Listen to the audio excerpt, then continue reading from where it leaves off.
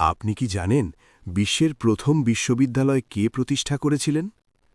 ৮৬১ খ্রিস্টাব্দে যখন পৃথিবী অন্ধকারে ডুবেছিল, মরক্কোর ফি শহরের ফাতিমা আল ফিহরি তার সমস্ত সম্পদ আল্লাহর পথে উৎসর্গ করে একটি বিশ্ববিদ্যালয় তৈরি করলেন।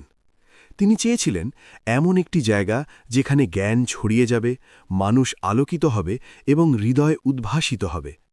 এভাবেই জন্ম নিল বিশ্বের প্রথম বিশ্ববিদ্যালয়, যা আজও চালু এবং ইউনেস্কো ও গিনেস ওয়ার্ল্ড রেকর্ডস এটিকে বিশ্বের প্রাচীনতম শিক্ষা প্রতিষ্ঠান হিসেবে স্বীকৃতি দিয়েছে। এখানে কোরআন, গণিত, জ্যোতির্বিজ্ঞান এবং দার্শনিকতা পড়ানো হতো।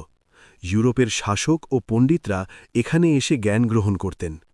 ফাতিমা আল ফিহরি প্রমাণ করলেন, নারী জানালা বা পর্দার আড়ালে থেকেও বিশ্বের ভাগ্য পরিবর্তন করতে পারে।